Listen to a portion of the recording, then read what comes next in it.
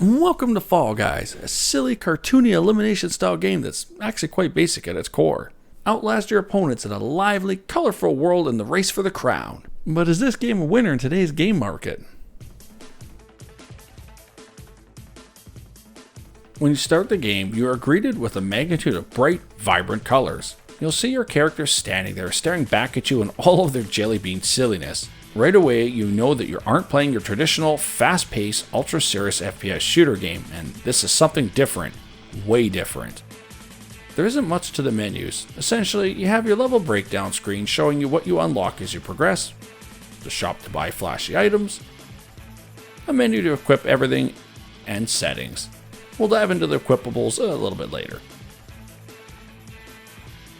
A game will be 5 levels at most, but sometimes it can be less depending upon how many are eliminated or drop out of the competition.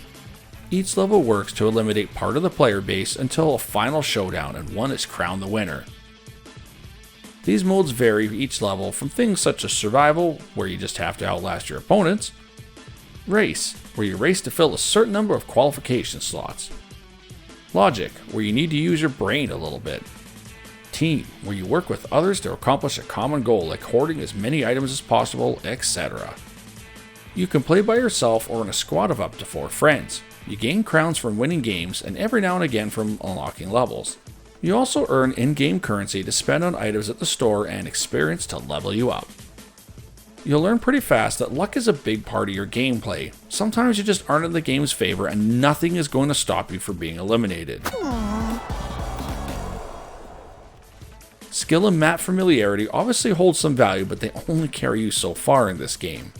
There is also no built-in voice or text chat in the game, so there's no way to communicate with other players while you're playing. It's just you, the controls, and whatever silly way you find to interact with other players in the game. The controls themselves are pretty simple. You have your standard keys for directional control, the ability to jump, dive, and grab other players, and that's pretty much it. Simple enough, but it's the strategy of using these at the right moment to avoid obstacles and other players that's important. Oh, and the aforementioned luck. The fun comes from getting good at the levels as well as the game's own silliness. Things like the characters bumping into each other hilariously and making funny sounds, falling over edges and tripping each other up, or being thrown halfway across the map by a sweeping beam. It's just hilariously good fun, and you'll find your cheeks hurt from smiling so damn much. The luck part of the game can drive a person crazy. Like I said before, sometimes it's just outside of your control and you just get eliminated, but it's honestly all just part of the game. The gameplay is still quite enjoyable and most levels are insanely good fun.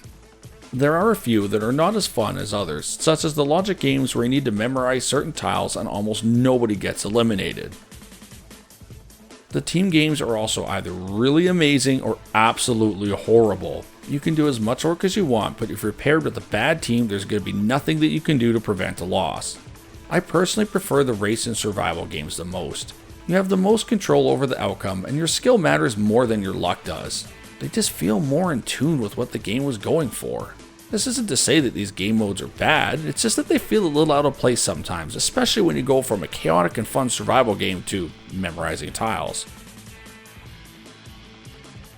The game's graphics are basic, but they are just appealing to the eye. The crisp, clean colors and well-drawn characters and levels have plenty of detail.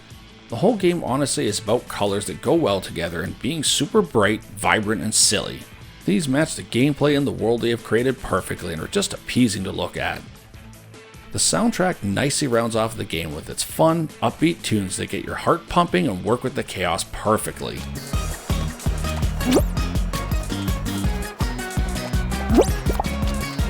It's not hard to get excited during a match with these tunes that they have blasting in your ears.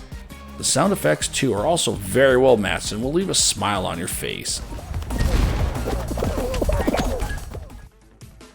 Okay, so remember that store and character levels thing we talked about earlier? The farther you make it through the game, the more experience and money you earn. Unlocking levels gives you predetermined items, while money can be used to buy stuff to your taste at the store. Some items require crowns to make them rarer. You can also unlock things like outfit colors, patterns, upper and lower outfits, as well as theatrics, aka emotes. It's all purely cosmetic for showing off, but it's about the look and feel that you like.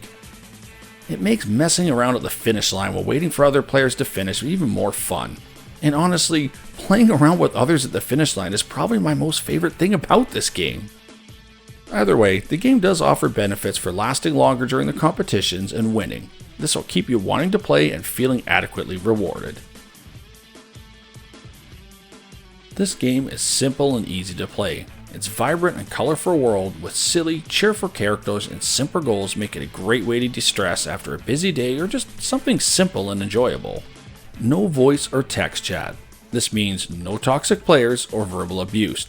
Just whatever mass chaos you find yourself in and the limited ways you can interact in game.